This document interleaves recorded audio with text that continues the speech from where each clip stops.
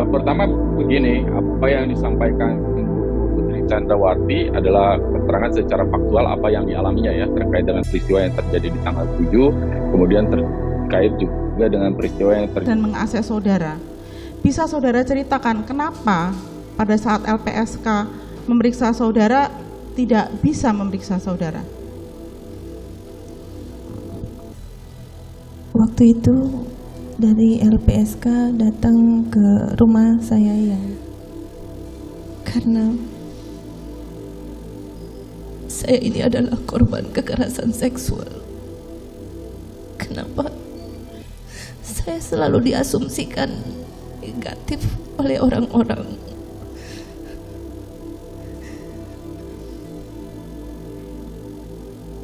Saya hanya sedih.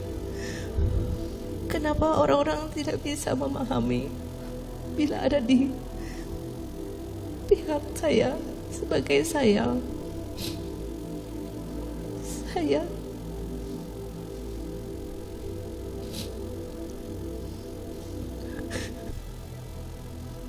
sangat malu. Dan apakah orang-orang memikirkan perasaan anak-anak saya dengan pertanyaan atau pemberitaan bahwa ibunya selingkuh dengan orang lain?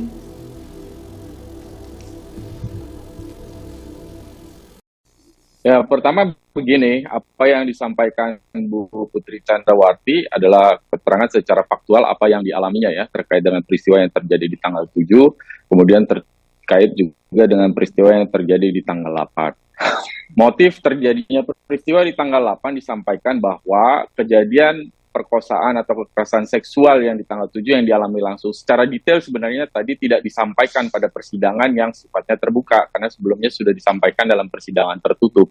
Jadi detail soal bagaimana terjadi peristiwa itu sudah disampaikan dan itu termuat di dalam berita acara perkara gitu.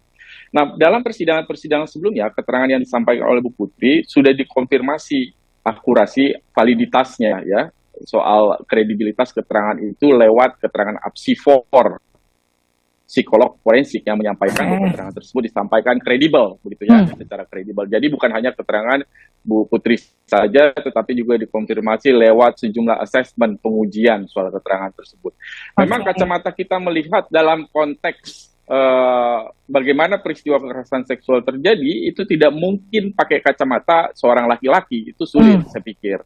Karena memang ini kejadian kekerasan seksual berdasarkan penelitian itu kerap terjadi banyakan terjadi pada perempuan, dan dalam banyak studi menyampaikan bagaimana seorang perempuan yang mengalami kekerasan seksual kemudian memandang bahwa peristiwa itu sebagai sebuah aib, sehingga untuk menyampaikan kepada orang lain itu sesuatu yang sangat sulit, sehingga pada dasarnya persidangan hari ini yang juga mendudukan Bu Putri sebagai terdakwa sebenarnya menempatkan kembali korban sebagai korban kembali. Jadi ini viktimisasi sekunder dalam konteks viktimologi sebenarnya. Kalau kita membaca buku-buku soal viktimologi dan juga studi-studi riset soal itu. Artinya apa? Apa yang disampaikan Bu Putri tadi, bahwa untuk menyampaikan ke suaminya saja, dia malu untuk menyampaikan soal aib itu. Dengan mempertimbangkan apakah suaminya setelah disampaikan perkosaan masih mau menerima dia sebagai seorang istri yang sudah pernah mengalami perkosaan. Itu situasi yang sulit. Mungkin kalau Pak Suparji sebagai laki-laki tidak bisa memahami itu.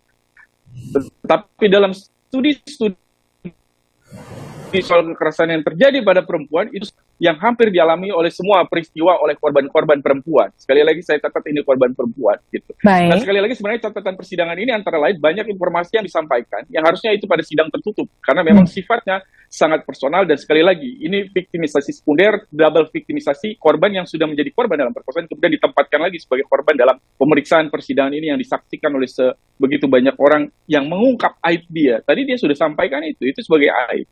Dan ketika jaksa menanyakan bahwa mengapa tidak menunjukkan soal lebam di paha kirinya, di kaki kirinya, untuk menyampaikan saja beliau sudah sulit begitu. Sampai kemudian bisa menceritakan detail saja itu sudah upaya yang menurut yang bersangkutan itu upaya yang sudah luar biasa yang bisa disampaikan.